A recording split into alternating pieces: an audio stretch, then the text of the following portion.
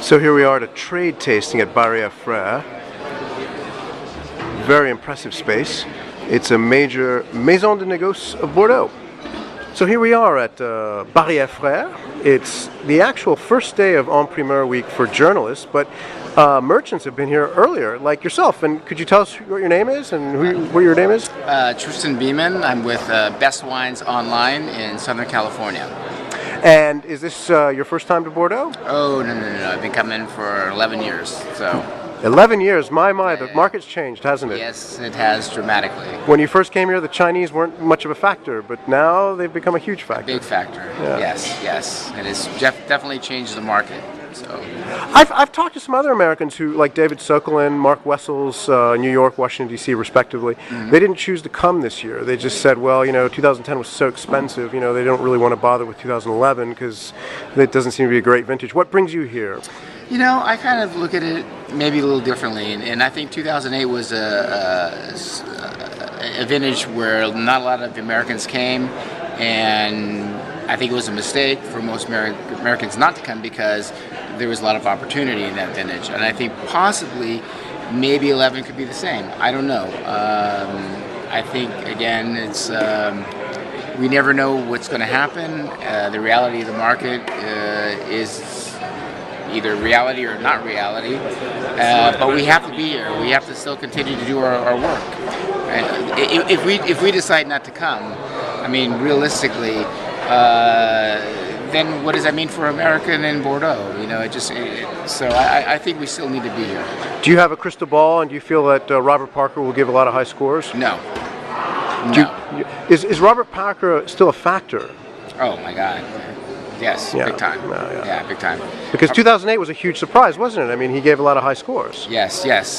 And I remember we went to Vin Italy after here, and we were on the train, and wines were starting to come out, and they were coming out at just, fantastic prices. And next thing you know, Parker comes out with these monster scores, and it's like, wow, But I don't think that's going to happen at 11. Why? What makes you think that?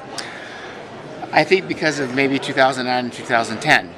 So you have the watermark has gone so high, and it continues to go higher, and but now with a vintage like 2011, which is maybe some want to say it's classic, I say it's difficult. I think right now the wines are not in a very good place. And what have you tried, and what have you not liked, and what have you liked? I've tried a lot of things from petites all the way to the top. So we've tasted things like top Pomerals, like Leguet and Vieux Chateau Sertan and Conscient and Saint-Emilion, Auxonne and Pavie and Larcis Ducasse, Pavie McCann. Here on the left bank, we went to Côte Citronelle, Montrose, and such. So we got a pretty good kind of feel for the vintage. And I mean, realistically, there are some great wines. I mean, VCC was very, very interesting, very phenomenal. A lot of Cabernet Franc, very aromatic. But there are some wines, on this side of the river that were a little. Were the tannins a bit hard? I don't want to say they over-extracted, but I think the acidities are a little bit pokey, and it's kind of like when you taste a underripe, raspberry, where you get that acid, but the fruit doesn't come through. That's kind of what's happening. The French have an expression, grande année, petit vin, petite année, grand vin. Do you find that the smaller wines this year are a bit tough, whereas the smaller wines in 2009 were a good bargain? Actually, it's really funny you mentioned that, because I think the smaller wines are a little more consistent. I think in the higher end is where you get this really swing of change.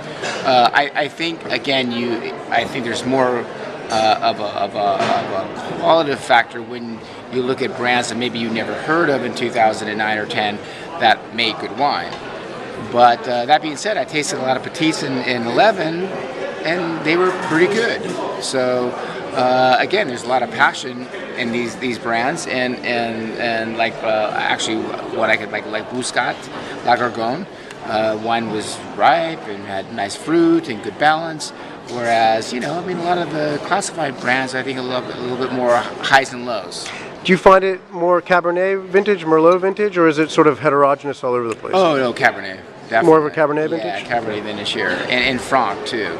And it was one of those things where Alexandre Thiepon was mentioning to me that it was a perfect vintage for Franc because it was kind of cool in the summer, and a little longer growing seasons, and the wines definitely show. All right, Tristan, thank you very much. You're welcome. Yeah. You got a card on you?